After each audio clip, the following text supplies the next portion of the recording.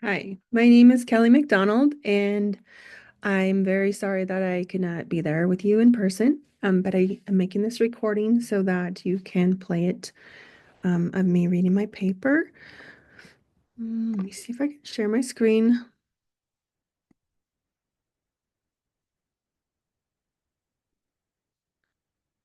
Okay. Okay, so this is the paper, and it starts with a warning.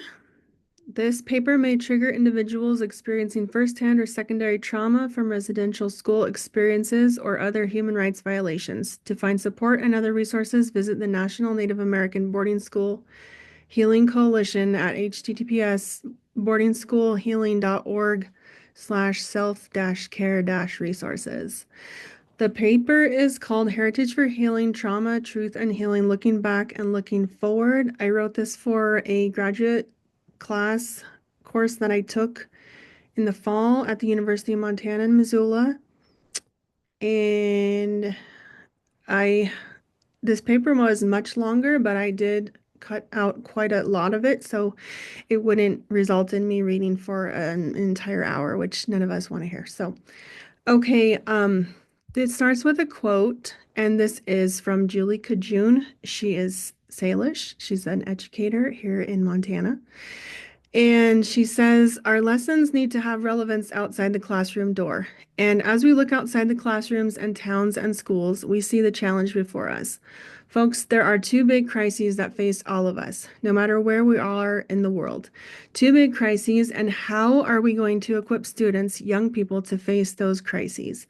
Those crises are our failed relationship with this beautiful earth that gives us life, and our failed relationship with each other. An Indian education for all has much to offer both crises. For the earth, ways of perceiving and living on the land that are life affirming and sustaining. For each other, live in divided communities. We live in divided states and a divided country, and civic discourse is at an all time low. And many are choosing to listen to debate rather than listen to understand. And it has become more difficult to reach across differences.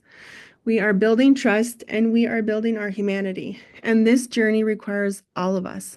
None of us can go it alone, and we cannot afford to tarry. Our children, our grandchildren will be the benefactors of our actions. The next generation will live in the world we leave them.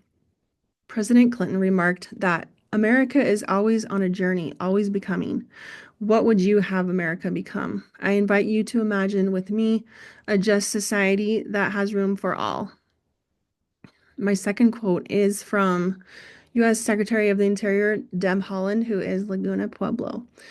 I know that this process will be long and difficult. I know that this process will be painful. It won't undo the heartbreak and loss we feel, but only by acknowledging the past can we work toward a future that we're all proud to embrace. Introduction, the boarding school experience and the focus of this paper. During the 1800s and 1900s, the United States charted course on a mission towards cultural annihilation. The target of much of the official policy, which occurred in both the United States and Canada, was the indigenous children. Using and partnering with various Christian denominations, the government leaders began a campaign of destruction and assimilation realized through off-reservation residential boarding schools. Language bore the brunt of the ethnocide aimed at indigenous cultures. A lesser admitted, understood, or acknowledged aspect of these schools was the extensive deaths that occurred there, often due to a plethora of human rights violations ranging from physical neglect, malnourishment, to disease from unsanitary living conditions to outright murder. Unmarked graves are commonplace, but this is only recently shown in the mainstream media in Canada and the US. This aspect of the schools is undergoing further investigation. In June 2021, Secretary of the Interior Deb Haaland announced the Federal Indian Boarding School Initiative, a comprehensive effort to recognize the troubled legacy of federal Indian boarding school policies with the goal of addressing their intergenerational impact and to shed light on the traumas of the past. Holland then set out on a road to healing, whereby she traveled throughout the country holding listening sessions in order to collect statements of Indigenous survivors on the impact of the boarding school experiences and to offer connections with trauma-informed support. The legacy of the boarding school era is one of deep psychological and emotional injury and devastation. This paper aims to address these questions. What is the next step towards healing? How can our understandings of heritage and heritage studies assist or deter in the healing? And can heritage be used to acknowledge the wrongs of the past and help a nation heal and move forward? This paper is divided into three major emphases: understanding potentially useful theories of heritage, understanding the history of the boarding school era and what has taken place from the past to the present, and finally applying heritage theory to the present in order to move forward. First, we must ask what is heritage and how we approach it. Looking back, history and how it relates to heritage. What is heritage? The past is in continuous creation, and so are perspectives upon it. To complete an inquiry into whether understandings of heritage and heritage studies can help or harm the path to healing, we must first gain adequate understandings about heritage. This paper will rely primarily on the works of Harrison, 2013, Smith, 2007, and Brown, 2003. Harrison describes our modern conception of heritage as salvage or preservation of that which is distant, old, hidden, and hence authentic, as opposed to the notion of heritage as a form of creative production involving the assembly and reassembly of things on the surface and in the present.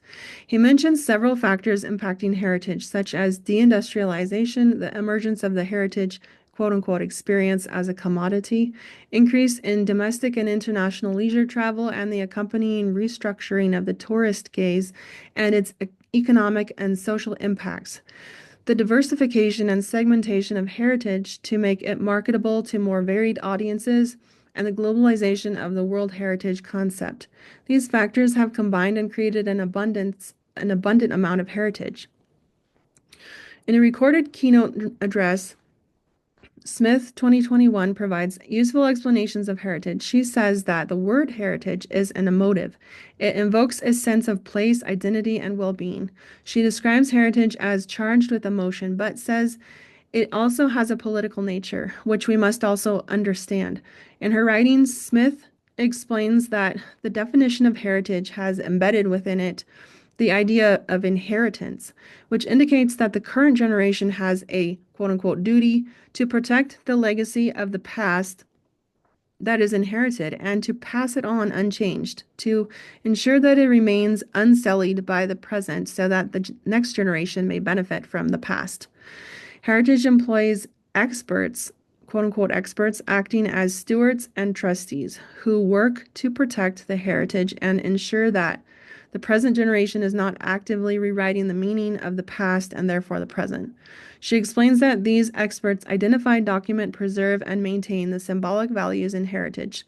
Meanwhile, any competing interpretations or active utilization of heritage to create and recreate identities of relevance to the needs and aspirations of the current generations are made problematic. One central theme in heritage is the tangible versus intangible heritage. Heritage studies include several themes and distinctions. Importantly, heritage can be either tangible, physical objects or places, or intangible. Heritage can also include intangible events. Smith, um, However, Western societal ideologies emphasize material or tangible heritage as well as monumentality, grand scale, time depth, and aesthetics. According to Brown, negotiations provide openings for unique, culturally appropriate solutions that can subtly alter dominant cultural ideas of ownership, or for that matter, of religion or art or social relationships. Having the means to influence or the ability to control the moment of heritage, the cultural processes and negotiations that occur at heritage places becomes vital in projects concerned with the self-determination of identity construction and expression. This leads us to another emerging theme, the political nature of heritage. We can turn to Brown for further concepts and themes to consider, including civil society, common sense, morality, and power.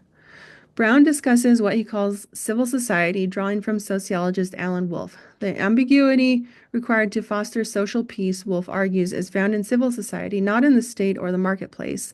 Brown explains the dynamism and flexibility of civil society can play a key role in the rebalancing of relations between indigenous peoples and nation states.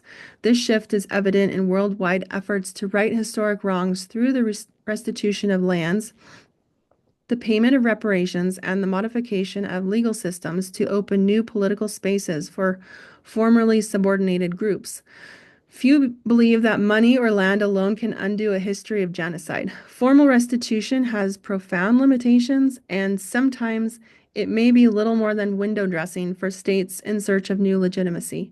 But by acknowledging the injuries of the past, restitution helps to lay the groundwork for new and better ways of living together. Brown argues that Native peoples, at least in the economically developed settler democracies, are included, deeply embedded in the broader civil society, at least in the economically developed settler democracies. Brown argues that these multiple social entanglements should be recognized as offering opportunities for communication and mutual comprehension. Used effectively, these vital links strengthen public understanding of Indigenous self-determination and improve its prospects for realization. We therefore can question the validity of civil society in the U.S., particularly in the current political and social climate. Brown goes on to state that Indigenous peoples are agents of progressive social change. He further discusses common sense morality for solutions to difficult moral dilemmas, which are solutions that allow as many people as possible to retain their self-respect. We now turn to the central topic of this paper involving difficult moral dilemmas regarding the truth of both the past and the present. One such moral dilemma is the investigations into the Native American residential schools and the entire assimilationist policy that characterized this centuries-long era of United States history. It is connected with dignity and self-determination. Brown discusses power as it relates to human rights and control of cultural resources. The matter of human rights and their precarious standing in many places raises the question of power. The forces arrayed against Indigenous peoples in their struggle for control of cultural resources are undeniably strong, but power takes many forms. It would be a mistake to underestimate the moral weight of Aboriginal claims. These are useful concepts for the topic of using heritage for healing within a minority segment or group within our society once we reach a full understanding of heritage and heritage studies. Emotion and heritage. Emotion may be an important concept in understanding heritage. Smith explains that affect and emotion are always intertwined, both embodied and semiotic. While heritage can be tangible or intangible, involving negotiations and resolutions, narratives and memories, being both emotional and political, we must also consider the value we place on heritage. Smith states, another crucial theme of this discourse is the idea that heritage is innately valuable.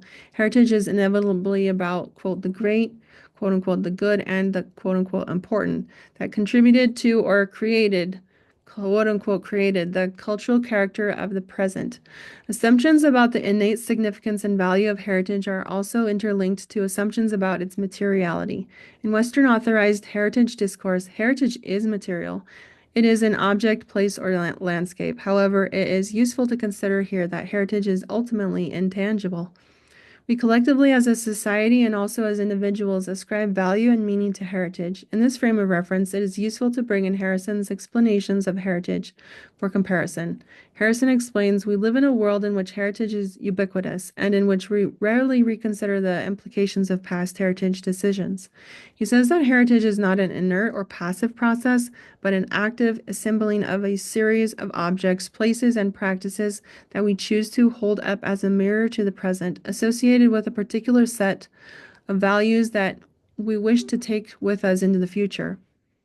Heritage, therefore, has the potential to engage directly with questions of contemporary global concern. Surprisingly, Harrison emphasizes that heritage actually has very little to do with the past, but instead emerges out of the relationship between past and present as a reflection on the future. We therefore can think of heritage as a creative engagement with the past in the present, which makes us focus attention on our ability to take an active and informed role in the production of our own future.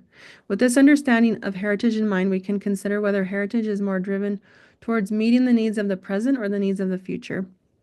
The potential role of heritage in the present. In discussing the politics of recognition, Smith states that self-recognition must include a process whereby individuals and groups are able to historically situate their social and cultural identity and experiences so that those seeking justice must first recognize themselves as the inheritors of particular marginalized identities and seek solidarity with those similarly positioned. Additionally, to achieve recognition, the mainstream or dominant society must self recognize and historically situate themselves as the inheritors of privilege and rights denied to others. The ability of dominant groups to engage in critical reflections to a level sufficient to acknowledge the need to recognize others in such a way that facilitates redistribution requires considerable self evaluation. Smith points to notions of racism and emotion of shame which may result in some members of the dominant society offering recognition, while others may feel more compelled to withhold or deny recognition. She argues that the politics of recognition is linked to calls for social inclusion and greater equity in political negotiations of the distribution of resources such as finance, welfare, housing, education. We can look now towards specific facts and examine the historical context. What is the reality of history? Facts about the past or history may be concealed, neglected, or manipulated.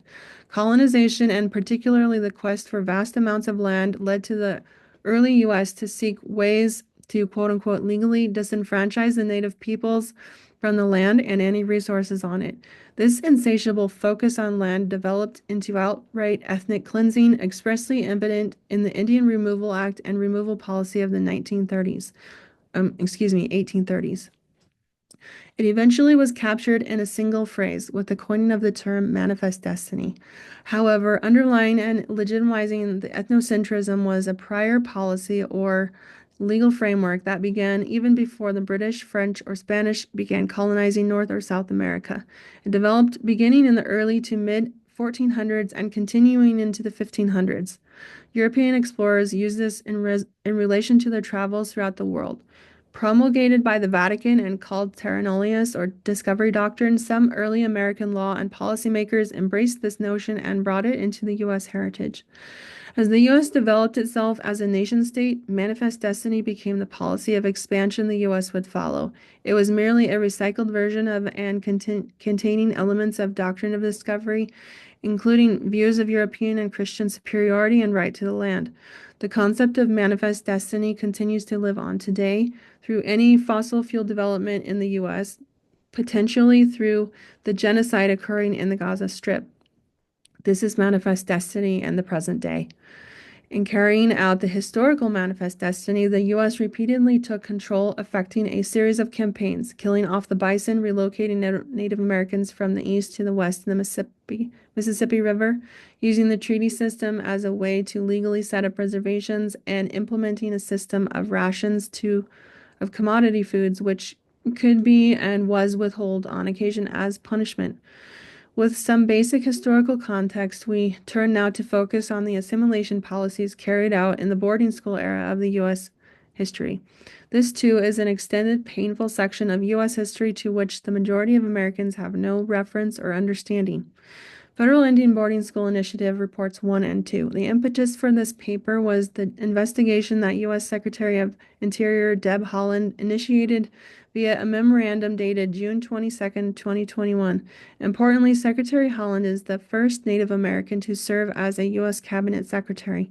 The investigation she tasked for the Department of the Interior and looking into the federal Indian boarding school system was to include an examination of the scope of the system, focusing on location of schools, burial sites, and identification of children who attended the schools. U.S. Assistant Secretary of the Interior for Indian Affairs Brian Newland completed the Federal Indian Boarding School Initiative investigative report in two parts, Volume 1 in May 2022 and Volume 2 in July 2024. Assistant Secretary Newland writes, "This report shows for the first time that between 1819 and 1969, the United States operated or supported 408 boarding schools across 37 states or then territories, including 21 schools in Alaska and 7 schools in Hawaii." Assistant Secretary Newland continues, stating, "This report confirms that the United States directly targeted American Indian, Alaska Native, and Native Hawaiian children. in the pursuit of a policy of cultural assimilation that coincided with Indian territorial dispossession. It identifies the federal Indian boarding schools that were used as a means for these ends, along with at least 53 burial sites for children across the system, with more site discoveries and data expected as we continue our research. Part 1 of the report recommends further investigations to examine the short-term and long-term consequences of the federal Indian boarding school system on Indian tribes, Alaska Natives, and the Native Hawaiian community. Newland states that the boarding schools were a part of a broader objective to dispossess the Native peoples of their territories to support the expansion of the United States. The goal was to assimilate the children and consequently take their territories. This is the historical context, intent, and scale, and why it persisted for 150 years. Newland highlights that there is a desire from people across Indian country and the Native Hawaiian community to share their individual and family experiences within the federal Indian boarding school system and the resulting impacts today. He states further that there is an opportunity for federal policies to reorient to support language and culture, i.e., heritage. Revitalization of tribal languages and cultural practices. This reorientation of federal policy is necessary to counteract nearly 2 centuries of federal policies aimed at the destruction of tribal languages and cultures. In turn, we can help begin a healing process for Indian country and the Native Hawaiian community and the United States. The investigation anticipated needs for careful consideration regarding cultural concerns, potential dissemination of sensitive information, as well as future protection of burial sites and potential repatriation or disinterment of remains of children under federal law, including the Native American Graves Protection and Repatriation Act, NAGPRA, and sought input from tribal leaders regarding these topics. The report indicates approximately 50% of federal Indian boarding schools may have received support or involvement from a religious institution or organization, including funding, infrastructure, and personnel. The following quote relates directly to the methods used to change identity and therefore change the heritage. The federal Indian boarding school system deployed systematic militarized and identity alteration methodologies to attempt to assimilate American Indian, Alaska Native, and Native Hawaiian children through education, including but not limited to the following. 1. Renaming Indian children from Indian to English names. 2. Cutting hair of Indian children. 3. Discouraging or preventing the use of American Indian, Alaska Native, and Native Hawaiian languages, religions, and cultural practices. And 4. Organizing Indian and Native Hawaiian children into units to perform military drills. The 2022 volume of the report ends with some key recommendations that relate directly to heritage, specifically and notably, to begin the process of healing from the harm and violence caused by assimilation policy. The Department of the Interior should affirm an express policy of cultural revitalization, supporting the work of Indian tribes, Alaska Native villages, and the Native Hawaiian community to revitalize their languages, cultural practices, and traditional food systems, and to protect and strengthen intra-tribal relations. Additional recommendations in the 2022 report are relating to heritage include support of tribal directions to disinter or repatriate remains of children in marked or unmarked burial sites at residential school locations, advancing, implementing, or supporting expansion or development of native language revitalization at Bureau of Indian Education, BIE schools, and non-BIE schools, and community organizations, and support protection, preservation, reclamation, and co-management of sites across the federal Indian boarding school system where the federal government has jurisdiction over a location. The final recommendation, typed in bold, is to recognize the generations of American Indian, Alaska Native, and Native Hawaiian children that experienced the federal Indian boarding school system with a federal memorial. Part 2 of the investigative report, published July 2024, expands on this recommendation. Recommendation 3, build a national memorial. The U.S. government should establish a national memorial to acknowledge and commemorate the experiences of Indian tribes, individuals, and families within the federal Indian boarding school system. This memorial should be accessible to the American people, so it may also educate the nation about the existence and effects of these institutions and honor the loss of American Indian, Alaska Native, and Native Hawaiian children. The first recommendation in Part 2 of the report is to acknowledge, apologize, repudiate, and affirm, calling for a formal acknowledgement. recognizing that the United States operated or supported public-private partnerships with religious institutions and organizations to carry out its policy, that many Indian children suffered physical, sexual, and emotional abuse at these institutions, and that many Indian children died, and that these harms continue to impact American Indian and Alaska Native individuals and Indian country. The second recommendation in part 2 of the report is to invest in healing tribal peoples and individuals, including those living in urban communities, from the legacy impacts of forced assimilation on a scale that is, at a minimum, commensurate with the investments made in the federal Indian boarding school system between 1871 and 1969. The report lists 5 sub-areas within this remedies investments recommendation, which include, firstly, A, individual and community healing, holistic and innovative approaches, including those rooted in connections to homelands and culture, and lastly, E, revitalization of first American languages. The fourth recommendation also relates directly to heritage, so it is included here. Identify and repatriate children who never returned from federal Indian boarding schools. The U.S. government should assist individuals in locating the records of their family members who attended federal Indian boarding schools. Congress should amend the Recreation and Public Purposes Act to facilitate the use of Bureau of Land Management (BLM) lands to allow for the reburial of remains and funerary objects of Indian children who died at Indian boarding schools, repatriated pursuant to NAGPRA or by other authority and consistent with specific tribal practices on BLM lands. Many Indian tribes do not have the land base to rebury human remains and funerary objects. In many cases, cultural practices require repatriation to occur in a person's homelands, which are often found on lands managed by the U.S. government today. With the findings and the recommendations of the Federal Indian Boarding Schools Initiative in mind, and utilizing the discussions of heritage and heritage studies from the start of the paper, a number of issues arise for consideration. Negotiations, politics of recognition, civil society, and power themes emerge, as well as tangible and intangible heritage. Looking forward, human rights, determination, and cultural and religious freedom. Negotiations. The investigative reports state that the assimilation policies were aimed at taking land, which is a part of heritage. Fewer people means fewer potential heirs.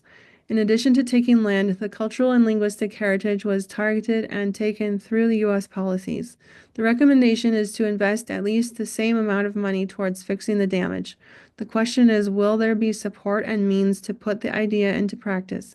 While Native peoples are included within the civil society, based on its history, the U.S. is infrequently in the business of protecting, recognizing, or upholding basic human rights for the minority groups of the society.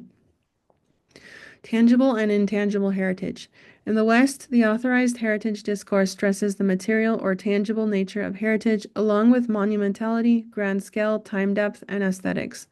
In this view, putting in a facility or building is a way to create awareness and get the general public on the same page. There are crises and significant changes occurring, but without a physical structure that is impressive in stature and visible to the masses, the important changes go by the wayside. Heritage studies emphasize the impact of building something to commemorate parts of history, and therefore, the recommendation for building a monument is a clear indication of how heritage studies can be useful for educating the public on these events that they mostly do not know. The question would be where and how many monuments would be the most effective. In summary, much of U.S. history, including the boarding school era, was aimed at erasing the heritage of specific groups and ethnicities of people. In the Boarding School Initiative report, several of the recommendations involve putting back some of the heritage that was erased through funding and with a specific focus on language and culture. Additionally, it is healing and cathartic to confront the facts and historical perspectives and to bring light and awareness to the realities or experiences resulting from trauma and crisis experiences. However, the current political atmosphere combined with history makes these ideas appear out of reach. Recognition and therefore redistribution will not happen without a vilification of those behind the policy and these sweeping changes. Following Brown's Common Sense Morality and Smith's notes about conservative resistance to social change and the need for care and considerable self-evaluation, the potential that heritage will be useful for the path towards healing, particularly within the next few years, is dim and doubtful. The U.S. is a multicultural, multi-ethnic society, and intent is the driving force behind any heritage considerations or changes. Multiculturalism has many phases and can be separatist as well as pluralist in intent. Ashworth. And I end with a quote from, again, Julie Kajun, a Salish woman, and she's an educator here in Montana. Remember what I said in the beginning. When we put our minds and hearts together, then we become an exponential force for good.